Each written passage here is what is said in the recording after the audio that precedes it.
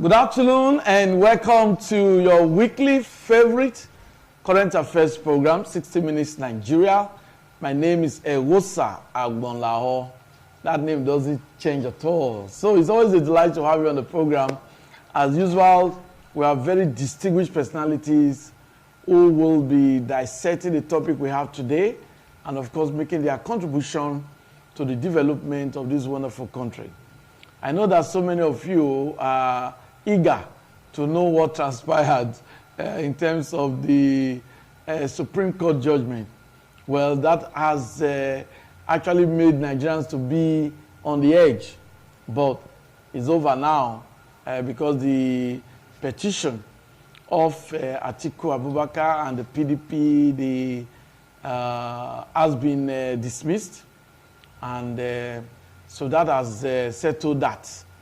We'll talk about it briefly on the program, but that's not our main discussion. Let me quickly introduce my guests. I have with us a statistician and analyst of repute, Dr. Maxwell Osaige. Nice to have you with us today. Thank you, Egosa. I also have with us a financial expert. And of course, is a man that contributes a lot to the development of this country in terms of economy because of his own thrift organization where he supports a lot of traders and business persons. So he's a financial expert. Omogbe Iwanfo. Nice to have you with us today. Good afternoon, everyone. You are looking very handsome.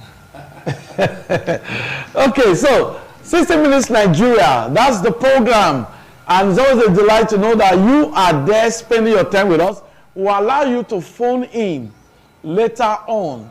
The phone number will be displayed, and you have the opportunity to make your contribution to this program. We're actually looking at the recent recruitment. The Nigerian Army disclosed that over 6,000 recruits have enlisted, have joined the Nigerian Army. It's part of the strategy of the federal government in tackling terrorism, in tackling insecurity. You will agree with me that Nigeria is not at war, but it appears that Nigeria is engaged in war, but Nigeria is not at war at all.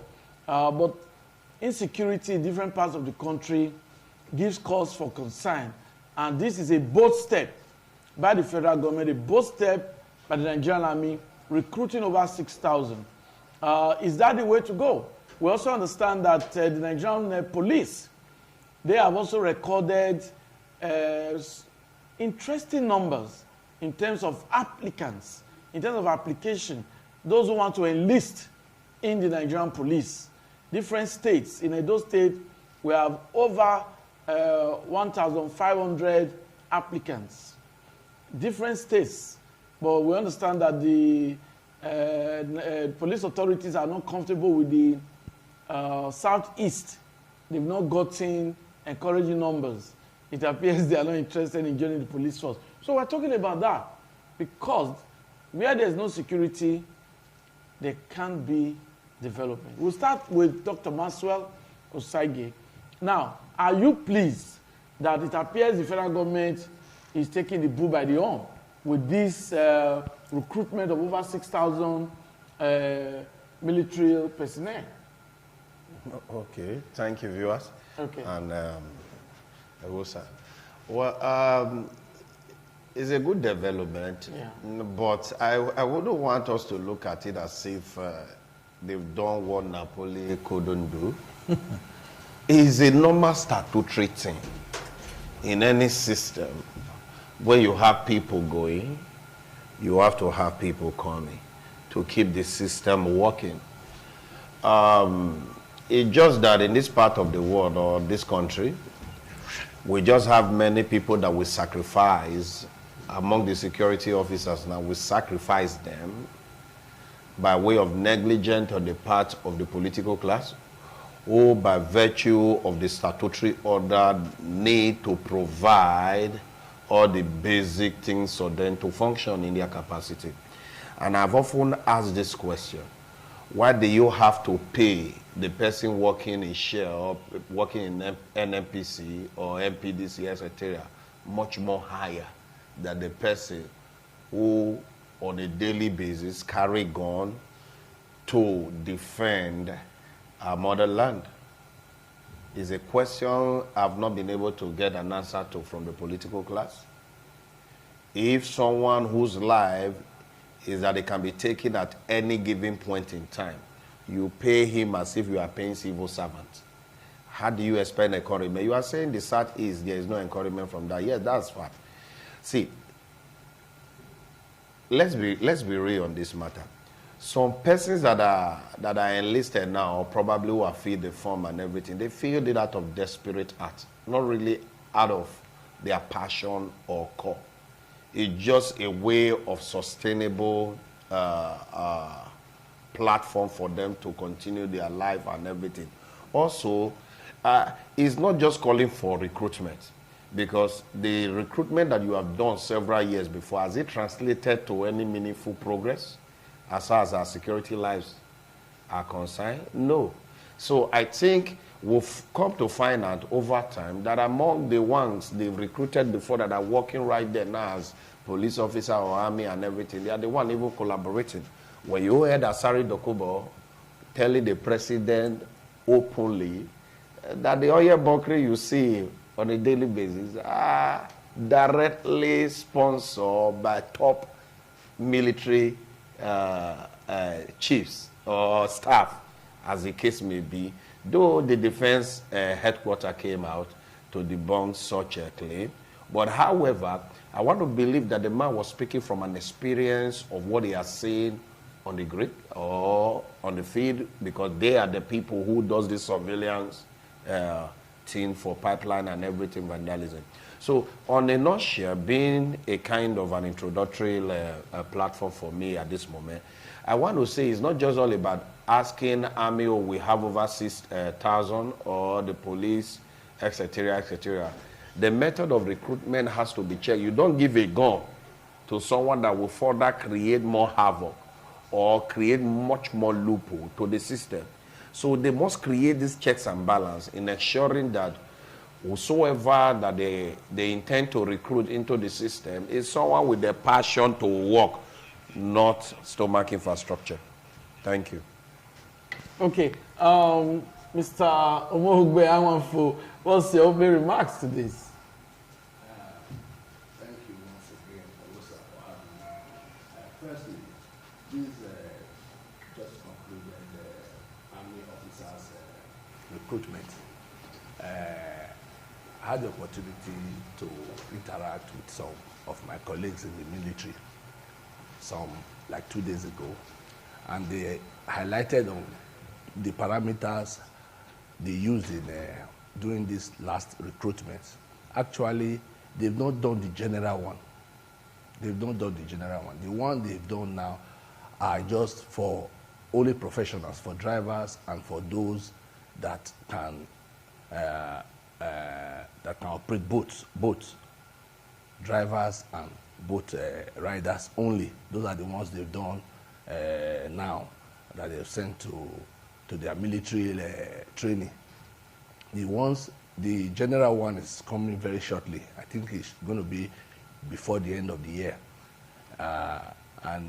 Like Doctor has earlier said, as some are leaving the service, people are being recruited into the army to fill in the gap. It's a kind of a continuous flow. Otherwise, there will be a gap or a space in between. So it has not been an extraordinary exercise. It has always been like that, even in the police force or even in all other sector of our economy. But the issue, I think, should be looked into is the parameters or the characteristics or the what it takes. What do they actually look at for in recruiting some of these people? Like Doctor has earlier said, that most people enter the army or the police force out of nothing to do. you know. I cannot fully agree with him, but I think there's a point there too. I will not fully agree with you, but there's a point there. The problem we're having in this country is that it's not an issue of personnel. I don't think we are lacking personnel in the army or in the police force. We are lacking the technical aspect of it, because some of these forces, whether in the police or in the army, things are getting changed by the day now. You cannot expect the parameters they used in recruiting people in 1960 to still be in vogue presently, because a lot of things has already changed. You see nowadays, even the criminals themselves, they've gone technical too. So I'm not of the opinion that we lack personnel. I think what we should be looking at are things these our personnel are using to combat crime, as the case may be.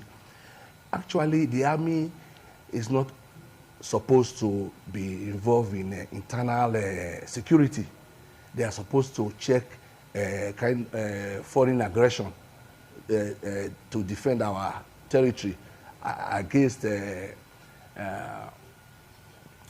external aggression or what have you. But we have seen a situation whereby some of these criminals, they overwhelm the police force, and army personnel are drafted to assist them or to join them in combating crime. But actually, that is not their statutory role. They are just there to assist the police, you know. And I want to still add that there are still some areas that are still not very clear, not very comfortable when it comes to recruiting army officers or police officers in this country. This issue of having to quotalize it, having to, oh, this one should be from this state, this other one should be from this other state. These are all constrained. You find out that it will not bring out the best people or the best candidates for these exercises until we try as much as possible to look at merit in our system. You discover that we'll continue to have issues upon issues and upon issues. Okay, thank you very much, Mr. Amor. But I think the viewer out there will be interested in impact of such recruitment or such enlistment. Now, yes, over 6,000 recruited for the army. Like we said, the police is also, recruitment in the police is also ongoing. Maybe other paramilitary or whatever, you know. But the question is that number appropriate? Or we should intensify? Because we're talking about over 200 million Nigerians, population of this country. Okay. Over 200 million. Yeah. Now, do you think the federal government should quickly see how they can enlist more into the police force, into the DSS, into the army, as a way of checkmating crime? The crime rate is disturbing. Thank you. Okay. You are right. There's supposed to be a kind of a direct proportion. Okay, a commensurate yes. Attribute to these, and vis-a-vis, you see a better system for it in terms of crime, reducing, etc. But I needed to get one thing clear. No country plan without adequate data. You don't just recruit police or recruit army for just recruitment's sake. Okay. As we speak, let's be real. We are over. Do we actually know the numbers? that's the question. Nobody can really answer that. Yeah, we keep postulating on a daily assumption, basis. Assumption. We postulate numbers that are not, and everything. We assume numbers that are not. We propose numbers that are not. We even prophesy it and everything. But on a real note, we don't know the numbers that we are in this country. I can't remember when we now came out and get the actual figure. A census was conducted to actually determine. Now, if the previous administration attempted to do that. Yes, they jettisoned it. Now, in a country where you don't actually know the number of people that is resident in that geopolitical zone, how do you manage the affair? I was watching Gaza and Israel matter. They could tell you, over 2 million reside in this zone. Yes. It's very clear, very clear. They tell you 2 million. They have the statistics. The statistics to back it up. Now, when you plan based on the number. Okay. You don't plan in an abstract nature. Okay. But we just have a system where people, I'm an academician, I know what I'm trying to say. Now, we say there's a part of my course that has to do with what we call operation research. It's a scientific method of providing solution to aid decision making. So which means you have to be scientific in your approach. What is science? It's all about observation. Yeah. That's what science is all about. Carrying out an observation in a more systematic way to read a pattern. Yeah. And how do this pattern goes and everything. But we have a system where none is conducted. We have a system where people just wake up and say, let's recruit. Recruit what? So now, if I tell you, I want to a bit differ from what my co-discussant said, that number is not an issue. Number is an issue when it comes to security. Number is an issue when it comes to security. Have we got it, if you follow by the standard, have we got it to even half of what is expected in terms of recruitment? No. But because we don't have the statutory standard of judgment in terms of our population, it will be difficult for me to say, okay, look at it or not look at it. Yes. But in the standard where you know. See, my friend told me, say in America, he said it's like, to him, he's like 5 policemen to 1 person. The way policing is done. Yes, it's the way like internal security. Yeah, The way they respond to distress calls. It's like 5 policemen to 1 person.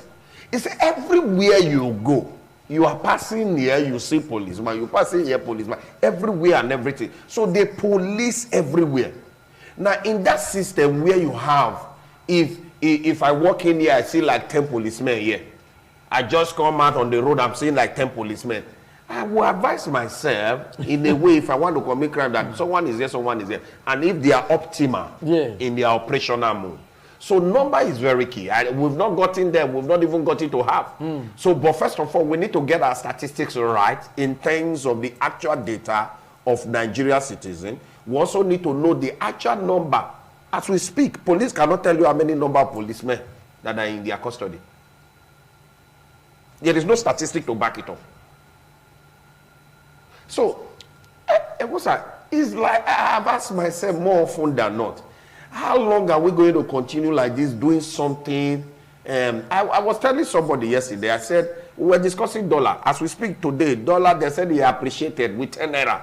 Dollar appreciated with 10 naira. As we speak, till 1,300 naira for a dollar. 1,310 naira yesterday. Today is 1,300 naira. And they are not saying he appreciated from on Tuesday to this. Now, I want to ask a question. I've asked myself, with all the brains that we have in this country, with all the intellectuals and everything, are we saying we cannot create a better model, a scientific model that can give us a more approach to solving all these problems?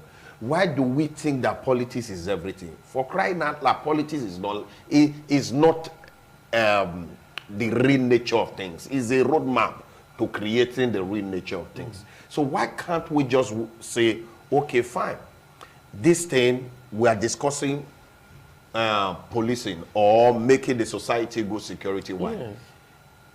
It won't be bad if we are doing an assumption of over 200 million, and you are telling us that 50 of those citizens are your security agency in terms of police and everything. You have 50 million Nigerians who are police, who are army and everything. Crime will reduce. But however, having said that, there's this other part that my discussant was raising, my fellow discussant was raising, which is very key. If you say that Many of them, majority of them who are in police force right now is not because of stomach infrastructure. I will go back to statistics. How many job creation have you witnessed in the past 6 months that will not take the graduate out of the field and put them in the workplace? There's no. I've not seen. We used to see adverts. Oh, CBN is, this bank is recruiting. Oh, this person. Where do you see those things nowadays? Even the government are not recruiting. There's an embargo on recruitment, I guess you know. Government is not recruiting as far as federation is concerned. No university has been able to employ, federal government has been able to employ any staff as we speak. They're only making use of the numbers that they have. So if we say that number is not an issue in terms of policing and everything, is a bit an issue, okay. And we must deliberately increase the number so that we can have everywhere being policed. But however, I want to say something. It's just that we've reduced our military force to a level where they are now becoming a police force. They are not police. The reason why we have made it so is because we have reduced the power of police, either way by which they are the way they recruit them. Because you see our police officer everywhere right now is just looking for who is having foe with the dreaded hair, bring. In a proper status where you have a well-recruited person, he will tell you that I am not in this business to collect. I'm a lecturer. The first thing I establish, I'm a lecturer in BIU, I'm an adjoint to UNIBE.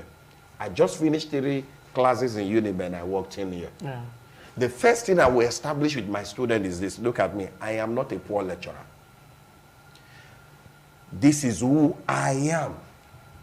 So if we are meeting the first time, know me for who I am. Yeah. Don't meet me after now and start discussing some unholy tendency that me naturally what brought me to academics is to change that culture.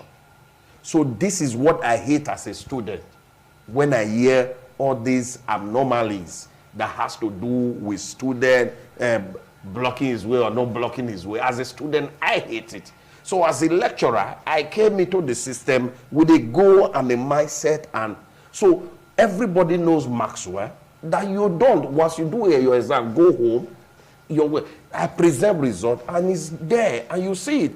So if we have more than 50 of me in that kind of system, would there be a turnaround? The same thing we expect from this security outfit. We know there are so many of them like that that are good, but the bad heads are much more. Thank you very much, Maxwell. That's a very good analogy.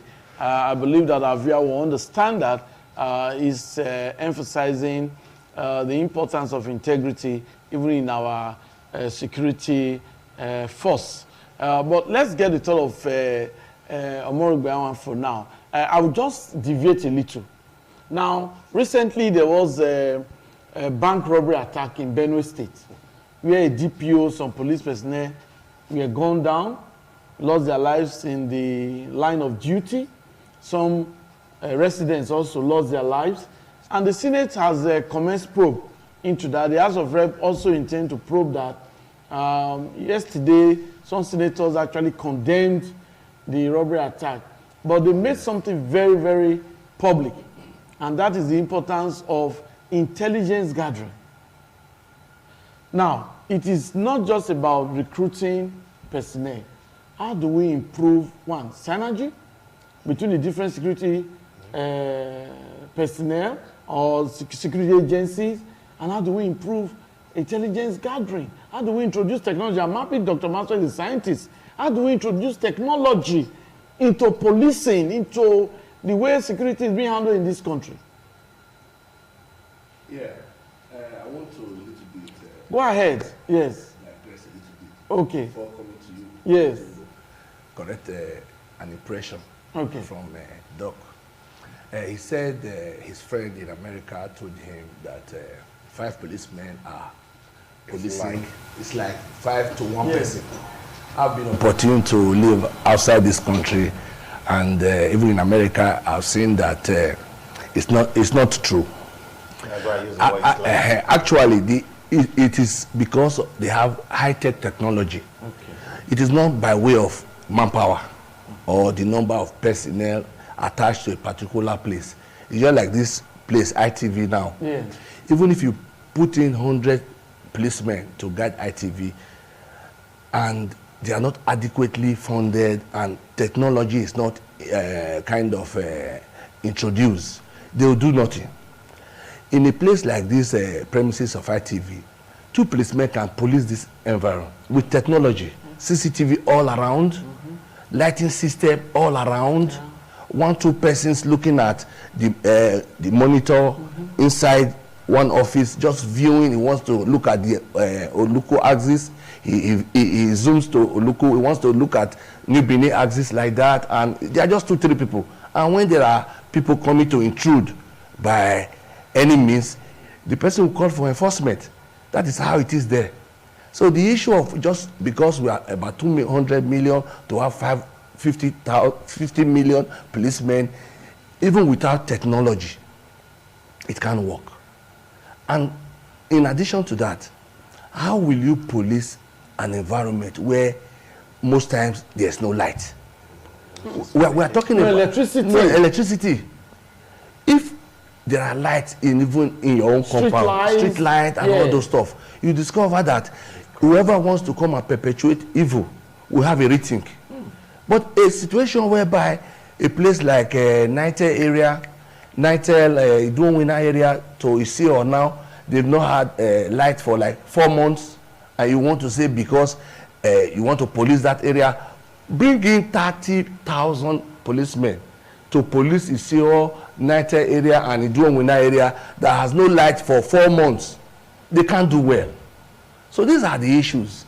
It's not about the senators talking about this or the House of Representatives member. They are just saying, just for saying sake.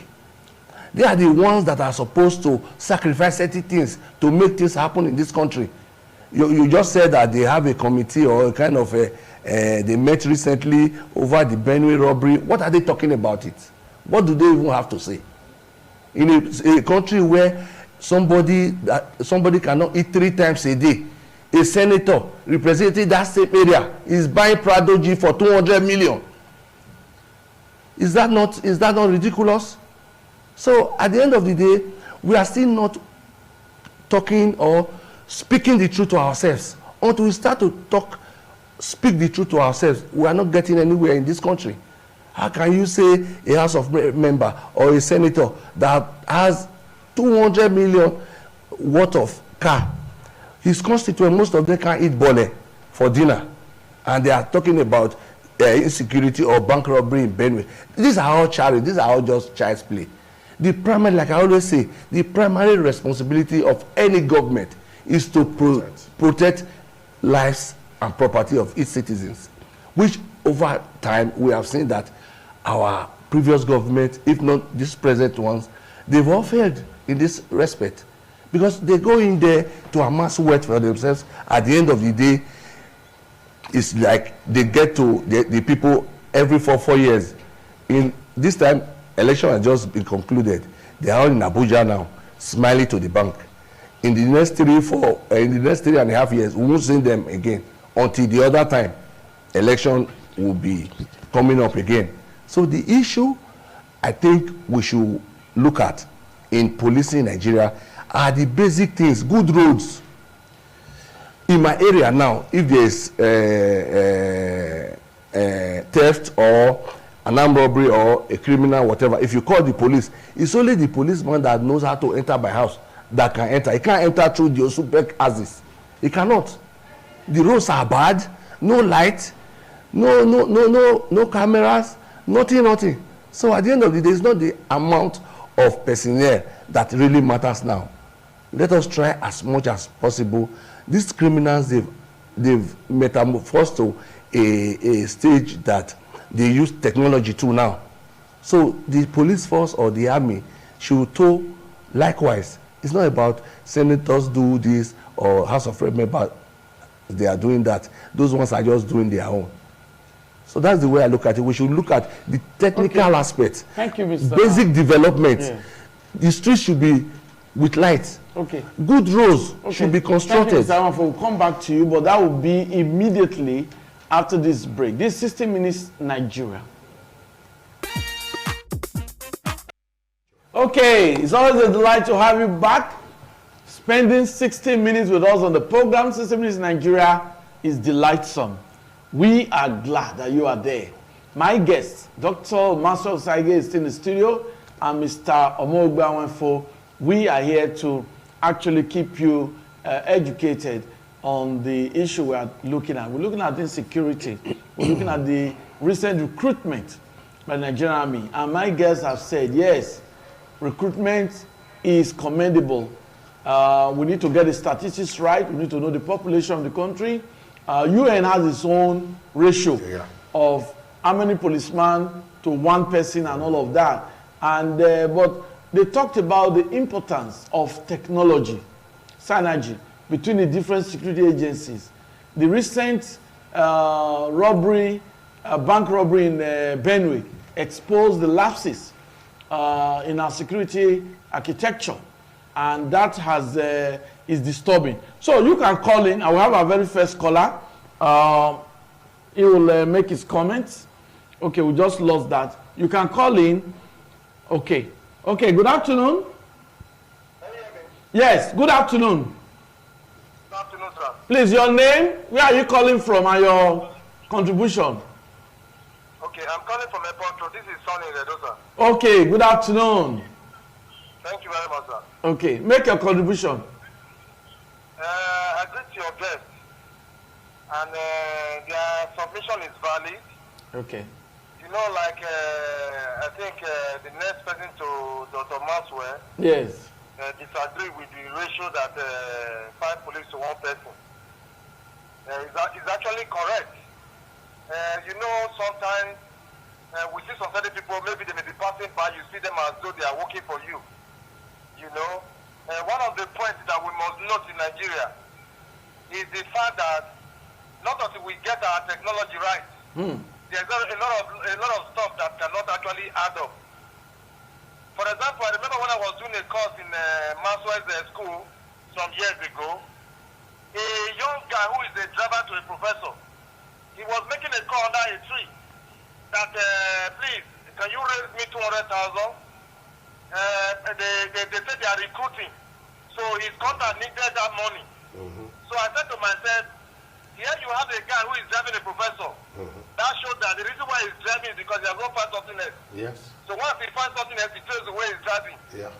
Then when they find something else, he throws away the police officer. Is that how we are going to live our life? So I think that when there is no passion, when you do not have an idea what you want to do, then any way become a way. Yeah. I don't think that is right. When Master Osaige was a student, that's where I knew that this guy would like lecturing. Can you imagine a 400 level student was already teaching some even senior classes and some of us that were junior. So I just knew that I was going to be in that category. And today he is still driving that passion. So the point I'm making is that it is because of there is no job. That's why many of us find ourselves in all this issue. If not, for example, this people right now they are police officers or they are politicians. Make that place that is civil service pay. You will see the real people who come into that political office. Why those who are not there for to serve will leave that place. So the point I'm trying to make is that let us put our hearts in order. For example, we do not know how many people died today. We are not aware how many people that have given birth today.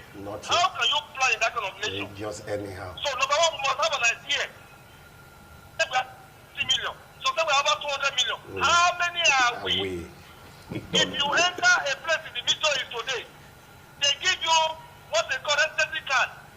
That already elicited you. They know how many people that entered, know how many people that are leaving the country. So not until we get our facts right, we're going to come to struggle.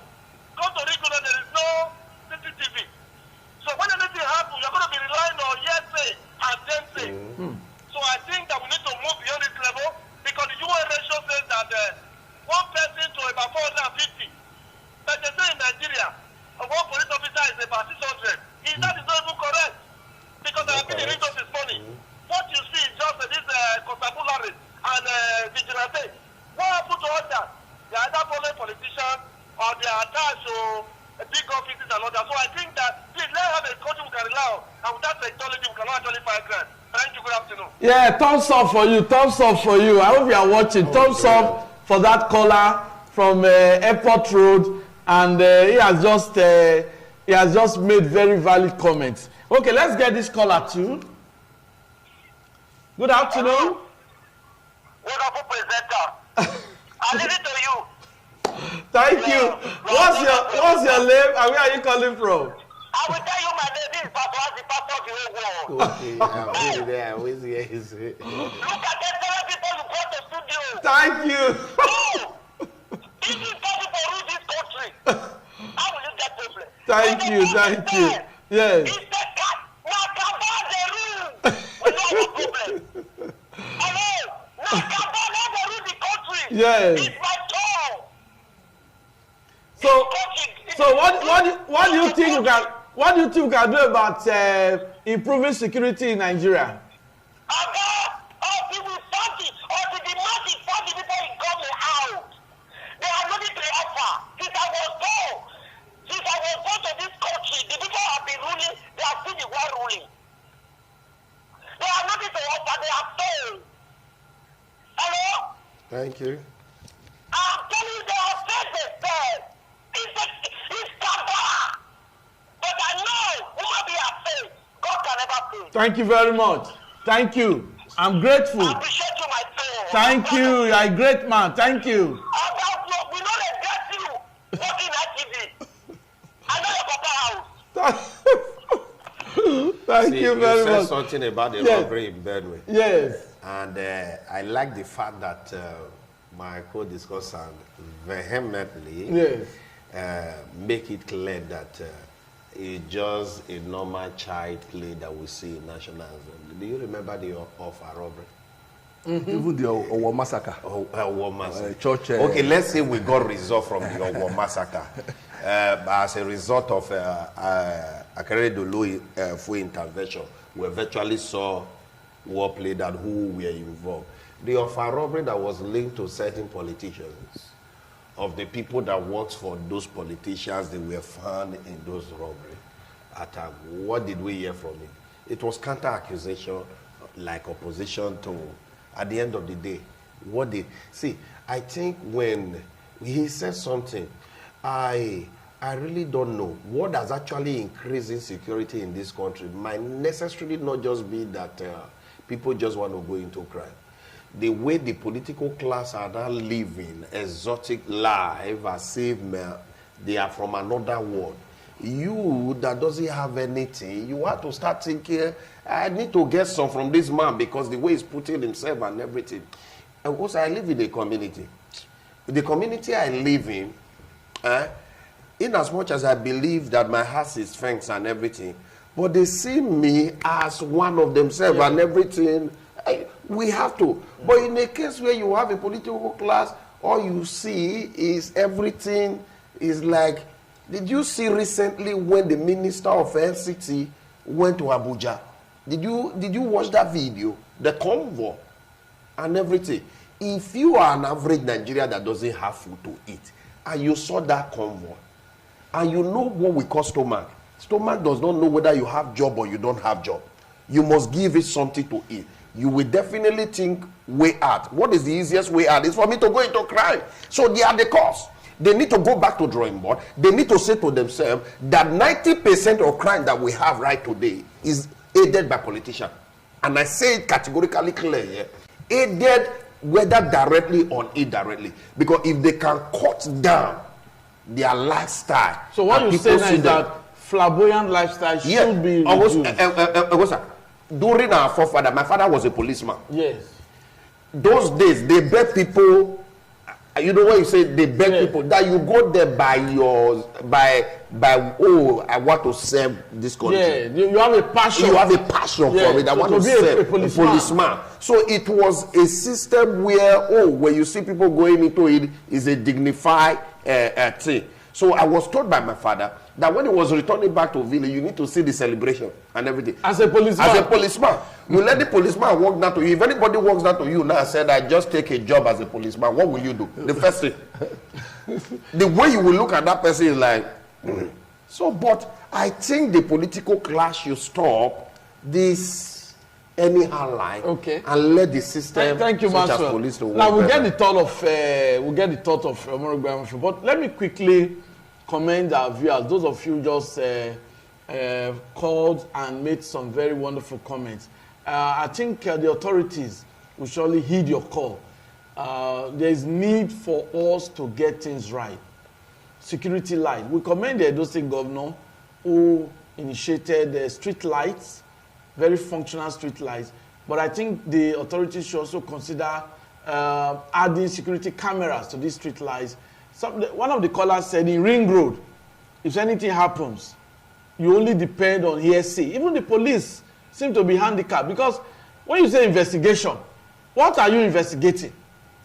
If you have CCTV cameras, you have recording, you have footage, a footage of robbery, a footage of what, you can go through the video and analyze and know how to go about investigation and arresting the culprits. Now we don't have CCTV mounted in strategic locations. So technology must be introduced to enhancing security in this country. Omorogbe, you can make more comments now.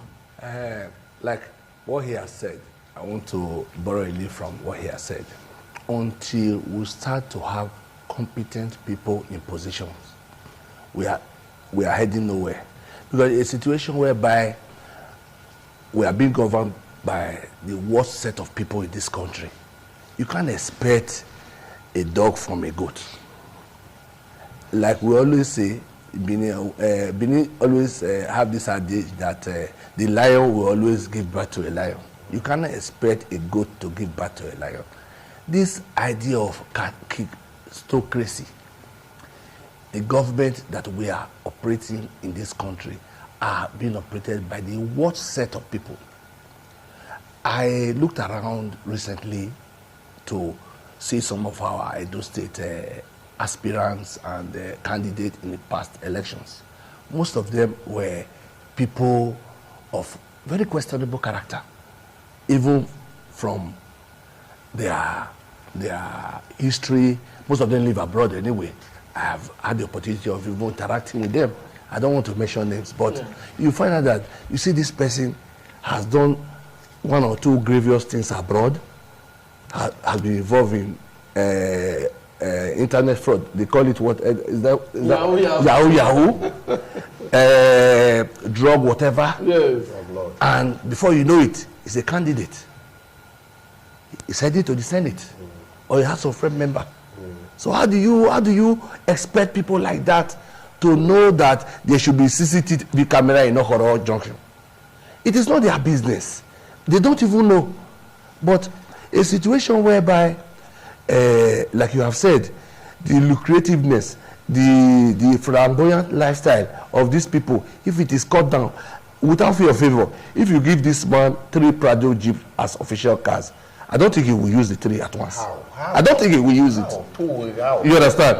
So irrespective of the office, you'll be exhorted to 3 Prado Jeeps, 4, 5 with policemen following you. So the issue of having this technology in our space by way of combing insecurity, I don't think we can ever get there, because the set of people that are ruling us are issues. We will get there, Mr. Onfo. No, Nigeria is gradually evolving. Now, both of you have made some very good points here now, and I believe that if there is a change of heart, a change of policy, gradually Nigeria will improve. Who is going to change those policies? Whereby all these policies that we are having now, you think we don't have these laws? Is there any part in our constitution that is spelled out that you must use 200 million Prado Jeep? Okay. Why are they using it? For instance, the elites, the political class, tomorrow make a public announcement that, because of the economic crisis, we are going to forfeit this, we are going to forfeit that. Did you listen to them? No, I'm coming. When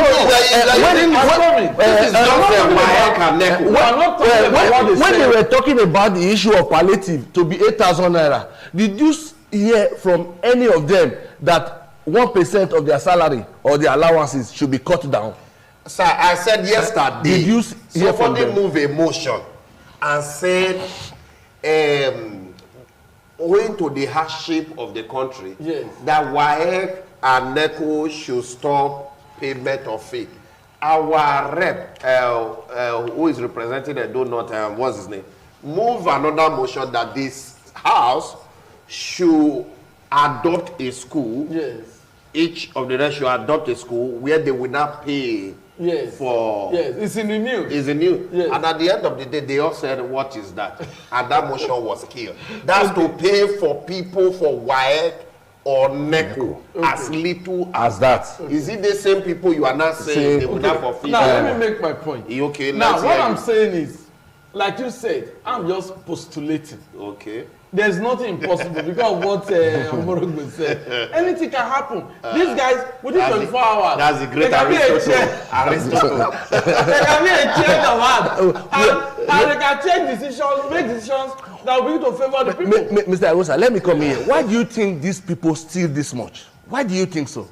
Is it not to create? No, to create this gap between them and us. Sustain it. Because they know that if given the level playground, you think any minister will do better than doctor in any ministry? Okay, we have this caller. I think this will be the last caller. Let's just.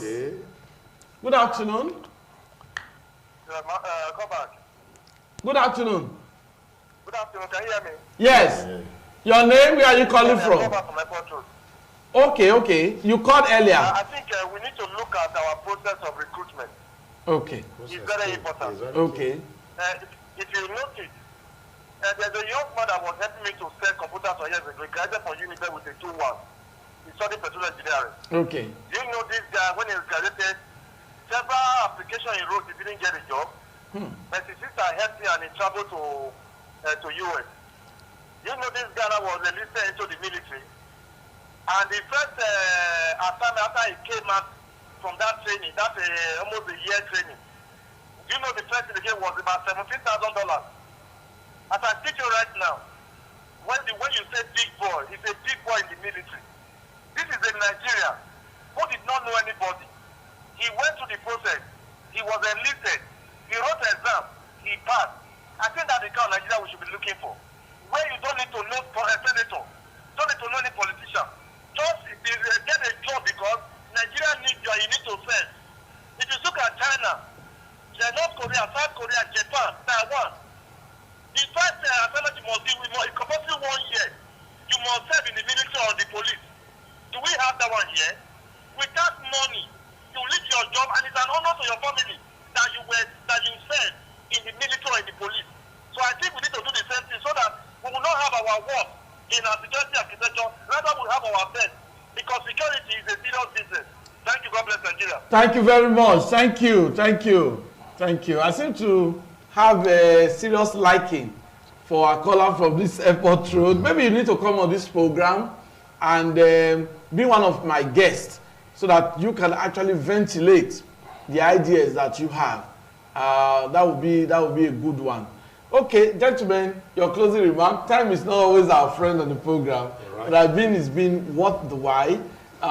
Closing remark, Dr. Mansur. Okay, no system worked. I think Nigeria will not work not until we get the power sector right. Whether we say CCTV, etc., etc. I was in class just now. I told students, I said, if these people can just give us, let's say, constant out of the 24 hours, that we have constant 12 hours, the economy will boom. But if they are not saying they are investigating power sector fund that has been spent on it and everything, we don't see results. I think they should wake up and say this power thing is not working because everything is tied to it. Security is tied to it. Economy is tied to it. Everything you can talk about is tied to power sector. So I want to beg this current government, the power tussle is over. I think they should concentrate now and deliver to us because we've not seen anything for the past 6 months. Thank you. Okay, thank you. Closing remarks. Maybe just close with this tribunal that just a quick one, please, just like Master did. Okay. In my closing remark, I will talk to our parents because we are on this issue of insecurity. Yes. We have seen that it starts from our homes. parents should try as much as possible to bring up good children.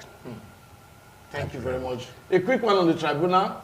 So the government should concentrate now. Yes, they should concentrate, and everything is over, and he has emerged. And let's see how it goes. Thank you very much. So we'll have a discussion on the outcome of the election. We have programs that will be discussed. But thanks for being a part of 60 Minutes Nigeria, Thursday's edition. Do have a wonderful weekend ahead. Bye-bye.